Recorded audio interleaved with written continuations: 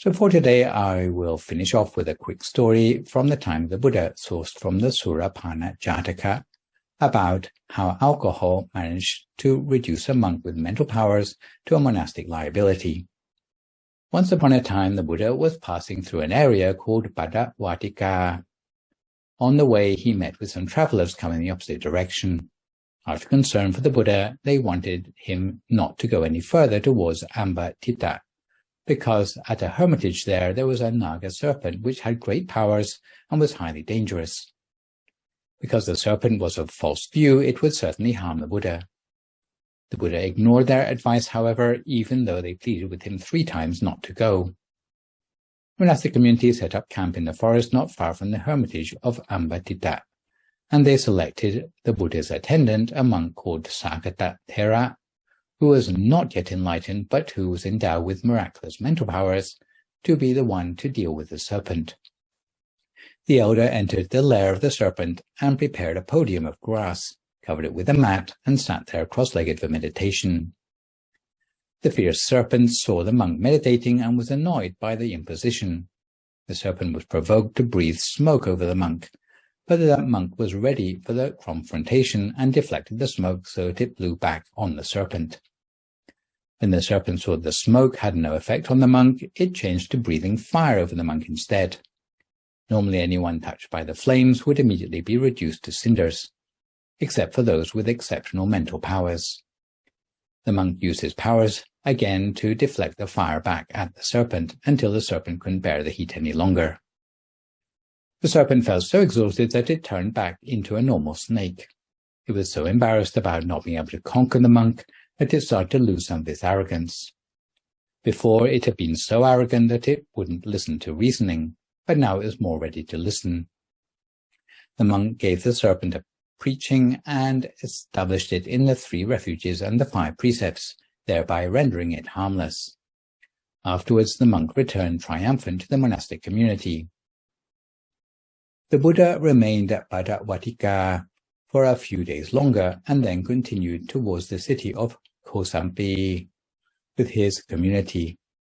The tale of Sakata Thera's heroic deeds went before him, and grateful citizens of Kosampi lined up at the roadside to greet the Buddha, Sakata, and the other monks.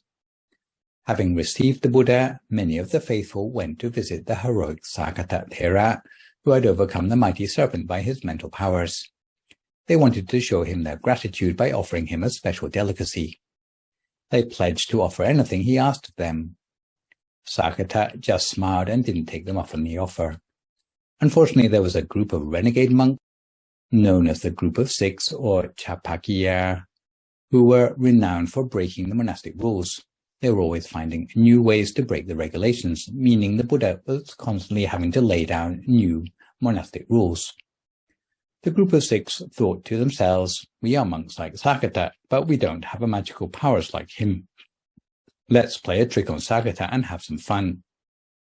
They persuaded the citizens of that town to offer white liquor to Sakata, something which he had never tasted before.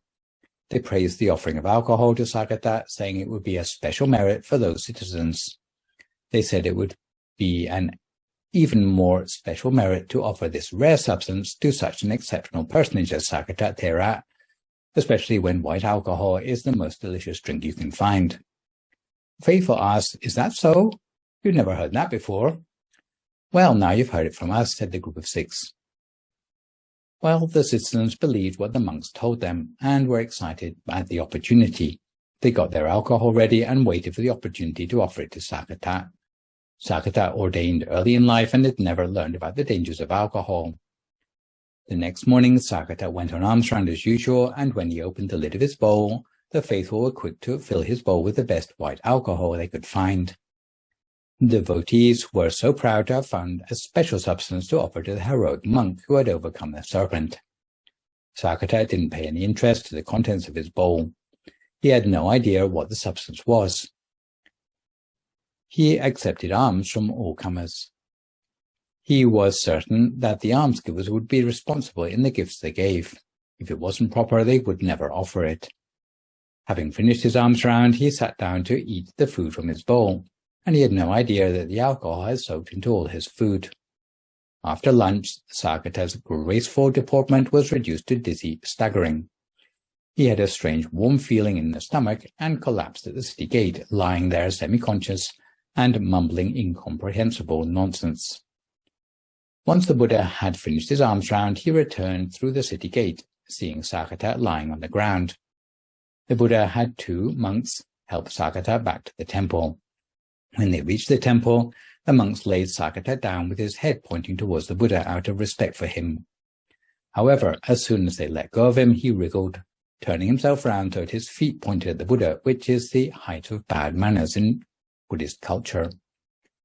The Buddha said nothing, but he asked the rhetorical question, does Sakata still have respect towards the Buddha or not? The monks replied, no, he has no remaining respect, sir. The Buddha continued, O monks, who was the monk so powerful that he could subdue the serpent at Ambatita? The monks replied it was Sakata. And how about now? Could Sakata even overcome a water snake? Not anymore, the monks agreed. Now you can appreciate that alcohol, apart from destroying one's wealth, reputation, health, and chance of spiritual attainment, can render powerless those who formerly had so much mental power that they could subdue a powerful serpent. Therefore, I do say that the taste of alcohol is the kiss of death. It is so harmful that it can render a mighty monk useless. The Buddha reprimanded Sakata for his recklessness and soon after laid down a rule prohibiting monks from drinking alcohol, except as a constituent of medicine, a rule which continues to stand to this day.